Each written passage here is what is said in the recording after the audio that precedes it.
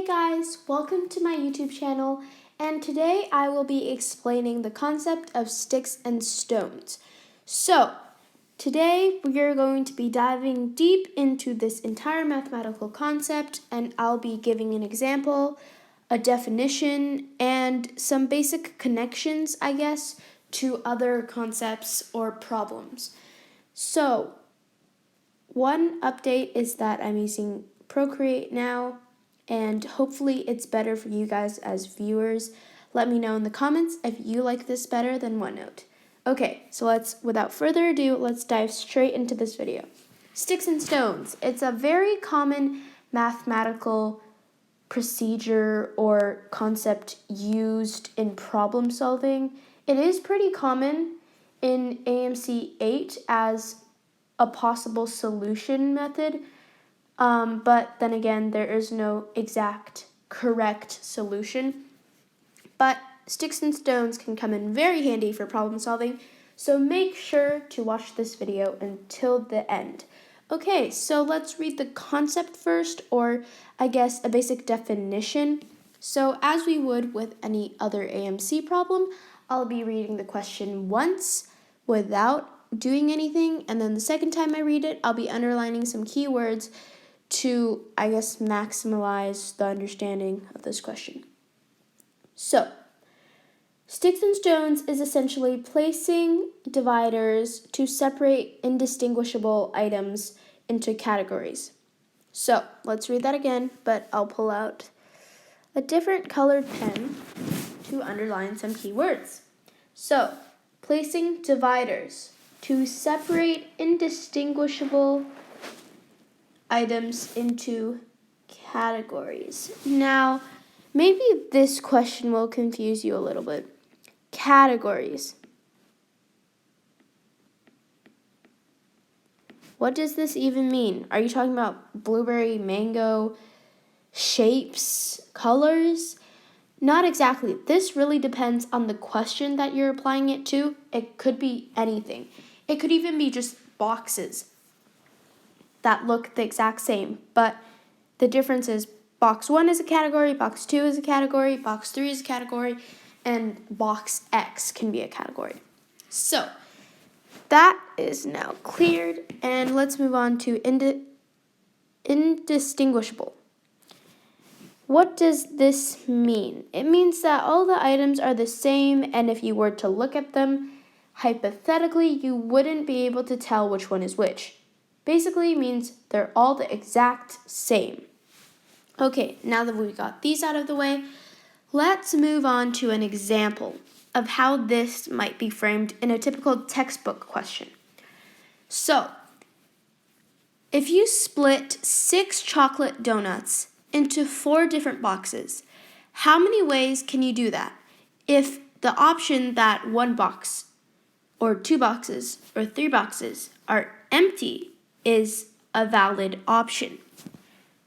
Okay, so let's draw that out real quick. So we have our beautiful donuts here.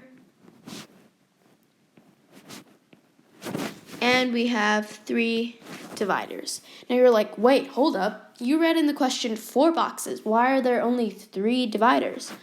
Well, this is where sticks and stones, I guess this is a main catch of sticks and stones, is that the number of categories you're splitting it into, if you set that as the number of sticks or dividers, you will actually end up with one more section than you intended. Because in sticks and stones, say we were just splitting 3 things with 1 divider, and I put it right here, you're like, whoa, that makes 2 sections. So, what this tells us is that if we want 4 boxes, we only need 3 dividers.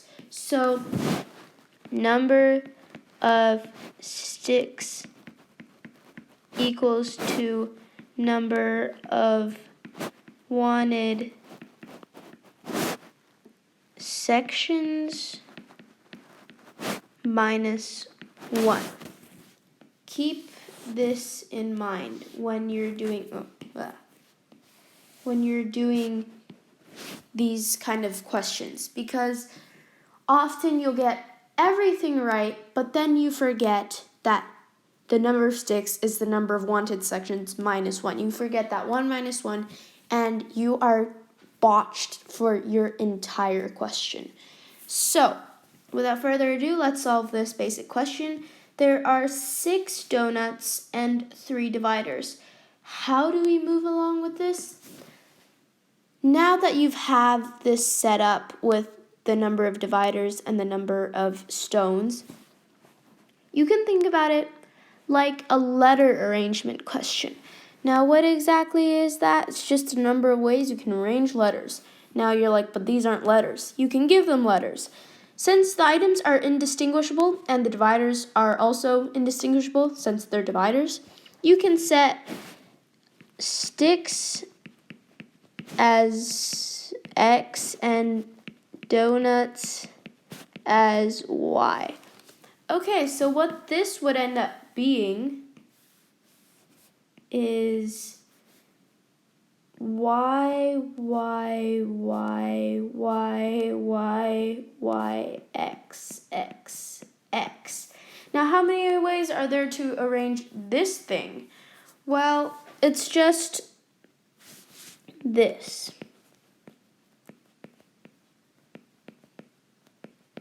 Okay, if I'm moving a little too fast here, I will explain everything right now.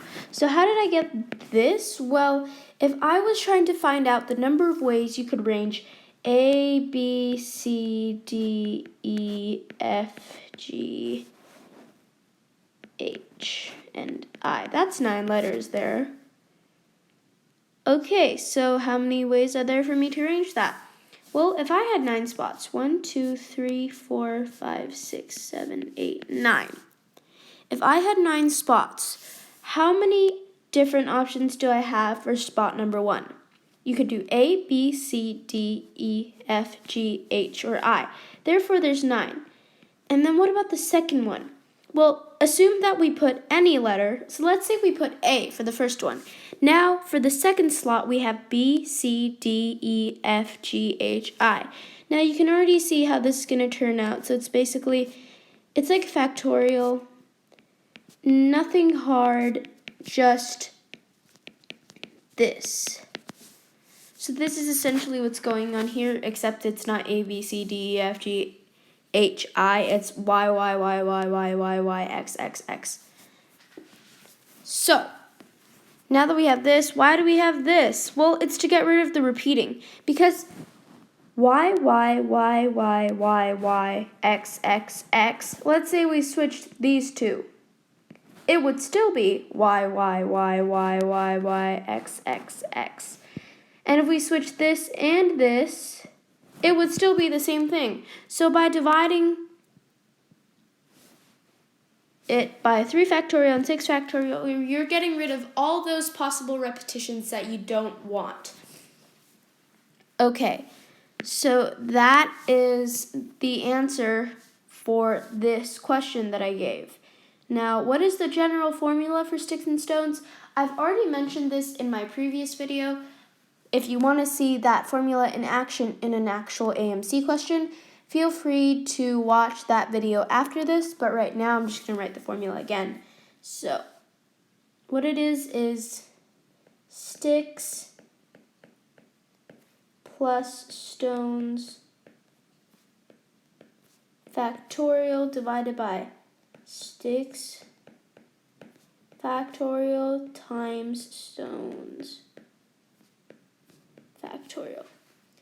This is the golden formula that will hold the key to your success in using sticks and stones.